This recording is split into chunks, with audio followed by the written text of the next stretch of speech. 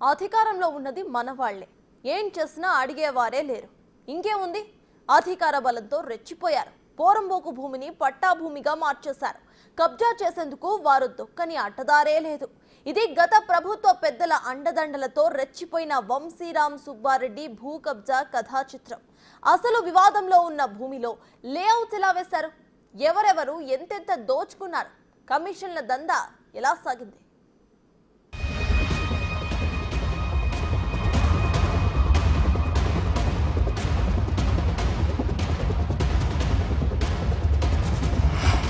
వంశీరామ్ సుబ్బారెడ్డి భూ కబ్జా కథా చిత్రం. ఈ కథ నడిపించేది మొత్తం మాత్రము వంశీరాము బిల్డర్ సుబ్బారెడ్డియే మాత్రమే ఇది చేసేది. దీని వెనుకున్నది మొత్తం కథ నడిపించేది ఆయన్నే. కాజాగూడలో 3000 కోట్ల భూమి కథం. మా భూమి అంతా వంశీరామ్ బిల్డర్ వాళ్ళు ఆక్రమించుకోవడము, వాళ్ళు కన్స్ట్రక్షన్ స్టార్ట్ చేయడము జరుగుతూ ఉంది. గత ప్రభుత్వ పెద్దల అండదండలతోనే భూ కబ్జా. బీఆర్ఎస్ గవర్నమెంట్ ఉన్నప్పుడు కేటీఆర్ గారు కానీ వాళ్ళ సన్నిహితులు వాళ్ళు ఏం చేస్తారంటే ఇది మొత్తం మ్యానిపులేట్ చేసి జ్ఞానేశ్వరిని గ్యాదర్ చేసి ఈయన ఫస్ట్ ఆఫ్ ఆల్ వచ్చేసి బుద్ధివేల్ సుబ్బారెడ్డి, వంశీరామ్ బిల్డర్ సుబ్బారెడ్డి గారు మొత్తం మ్యానిపులేట్ చేసి సంతకాలు ఫోర్జరీ చేసి రికార్డుల తారుమారు. గవర్నమెంట్ ఆఫీస్ మేనేజ్ చేశాడు. MRO, RDO, ARO, collector, CCLA. Naveen Mittal గారు మొన్న సీసీఎల్లో కలెక్టర్లు ఇచ్చారండి. ఆయన కాల్ ఫర్ పంపించాలి కదా, పంపించి రిపోర్ట్ తీసుకోవాలి కదా. సో విన్నారుగా, ఇది బాధితుల ఆరోపణ. కాజాగూడ భూ కబ్జా వ్యవహారంలో కర్త, కర్మ, క్రియ అన్ని వంశీరామ్ సుబ్బారెడ్డి అని కరాఖండిగా చెబుతున్నారు. గత ప్రభుత్వ పెద్దలు, ఓ మాజీ మంత్రి అండదండలతో వంశీరామ్ సుబ్బారెడ్డి రెచ్చిపోయారు. దాదాపు 3000 కోట్ల విలువైన భూములను కాజేయడానికి స్కెచ్ వేశారు. గత ప్రభుత్వ హయాంలో అడిగేవారు లేకపోవడంతో వంశీరామ్ సుబ్బారెడ్డి భూ కబ్జా సాఫీగా సాగిపోయింది.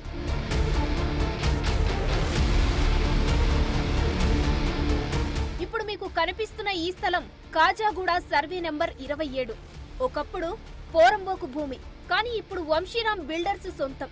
గచ్చిబౌలి ఓఆర్ఆర్ కి అత్యంత దగ్గర ప్రాంతం కావడంతో ఎలాగైనా ఈ స్థలాన్ని దక్కించుకోవడానికి వంశీరామ్ సుబ్బారెడ్డి తొక్కని అడ్డదారి లేదు. రైతుల సంతకాలను ఫోర్జరీ చేశారు, రికార్డులను తారుమారు చేశారు. 2023 వరకు పోరంబోకుగా ఉన్న ఈ భూమిని సడన్ గా పట్టాభూమిగా మార్చారు. గవర్నమెంట్ అందరినీ గుప్పట్లో పెట్టుకుంటే అంటే విలేజ్ వాళ్ళని పిచ్చోళ్ళని చేసేసి అంటే పానీ రికార్డ్స్ బయటికి రానియకుండా చేస్తాడు. పోనీ ఆర్డీఓని అడిగితే రికార్డింగ్స్ బయటికి ఇయ్యరు, సీసీఎల్ని అడిగితే రివ్యూ కోసం అని పెడతారు. మరి రివ్యూ కోసం ఏంటి ఇంకో ఆర్డర్లు ఇష్యూ చేసేస్తారు వాళ్ళు. మరి ఈ రోజు ఎలా ఆర్డర్ ఇచ్చారు? అది తప్పు కదా ఆర్డర్ ఇవ్వడము.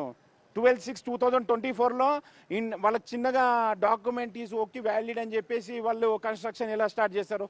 ఒక హైకోర్టు స్టే కూడా లేదు అక్కడ. హైకోర్టు స్టే అనేది రైతులు 300 మంది ఉన్నారు దగ్గర. ఏ రైతుని ఒక రెస్పాండెంట్ చేయలేదు ఏ కేసులో. గవర్నమెంట్కి రెస్పాండ్ చేసుకుంటున్నారు, వీళ్ళు ఇల్లీగల్ గా సైలెంట్ గా చేసుకుంటున్నారు.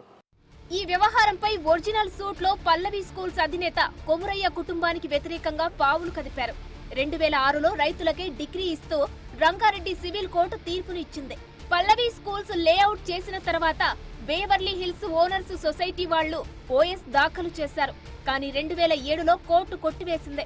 మళ్లీ కౌలు రైతులు 2011లో మరో సూట్ దాఖలు చేశారు. దీనిపై 2013న ఫైనల్ ఆర్డర్ వచ్చింది. కౌలుదారులకే ఈ భూమి వర్తిస్తుందని తేల్చింది. బేవర్లీ వాళ్లు అప్పీలుకు వెళ్తే అక్కడ ఎదురు దెబ్బ తగిలే అవకాశాలు ఉన్నాయని ప్రభుత్వ భూమిపై ఇరు పార్టీలు కాంప్రమైజ్ అయ్యాయి. 144 అండ్ 2001 వచ్చిన ఓఎస్ నంబర్ డాక్యుమెంట్లో పర్మనెంట్ ఇంజెక్షన్ ఆర్డర్ మా ఫేవర్ వచ్చిందండి. ఆ ఫేవర్ డాక్యుమెంట్ జ్ఞానేశ్వరు, సుబ్బారెడ్డి, బొద్దువేల్ సుబ్బారెడ్డి గారు వీళ్ళిద్దరు కుమ్మకై దీన్ని మొత్తం మ్యానిపులేటింగ్ చేశారండి. గత ప్రభుత్వం చేసిన పాలన మొత్తం రాంగ్ అండి, మొత్తం ఫాల్స్ వాళ్ళు చేసింది. సీఎం రేవంత్ రెడ్డి గారిని ఒక్కటి రిక్వెస్ట్ చేస్తున్నాండి, మా రైతులకు న్యాయం చేయండి. ఆ తర్వాత 2017లో 100 కోట్లు పెట్టిన ఎకరం భూమి దొరకని ప్రాంతం కావడంతో ఎలాగైనా కొట్టేయాలని ప్లాన్ వేశారు. దీంతో రైతులకు 10 కోట్ల రూపాయల వరకు పల్లవి స్కూల్స్ యాజమాన్యం తయారు చేసిన లేఅవుట్స్ వాళ్లు ఇచ్చేలా ఎంఓయూ కుదుర్చుకున్నారు. గతంలో కోర్టులో పొందిన డిగ్రీ పవర్స్ అన్ని ఇచ్చేలా ఒప్పందం చేసుకున్నారు. 48 మంది రైతులు, వారి కుటుంబాలు ఇందుకు అంగీకరిస్తూ సంతకాలు చేశాయి.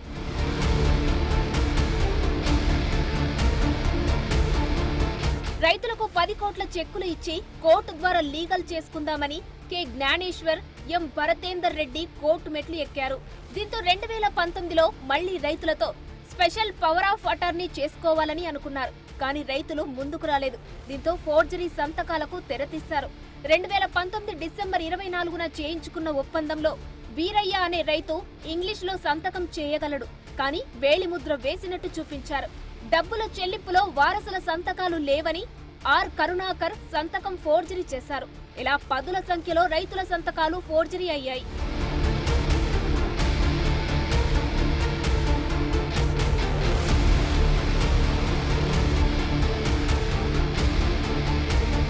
వేల కోట్ల రూపాయల భూమి వివాదంలో ఉండడంతో గత ప్రభుత్వ పెద్దలు వాటాల కోసం చేతులు కలిపినట్లు తేలింది. 2023 వరకు అది ప్రభుత్వ భూమి. దానికి ఎలాంటి అనుమతులు ఇవ్వొద్దని చెప్పిన వారే 1950లో పట్టాదారులుగా ఉన్నారు కాబట్టి ఇవ్వొచ్చంటూ ఉత్తర్వులు ఇచ్చారు. ఇలా కోర్టులను తప్పుదారి పట్టించి ఫోర్జరీ సంతకాలతో లేఅవుట్ పేరుతో చేసిన రిజిస్ట్రేషన్ దందాలు చాలానే ఉన్నట్లు అనుమానాలు రేకెత్తిస్తున్నాయి. ఇప్పటికైనా రేవంత్ ప్రభుత్వం స్పందించి తగిన చర్యలు తీసుకోవాలన్న డిమాండ్ సర్వత్రా వినిపిస్తోంది.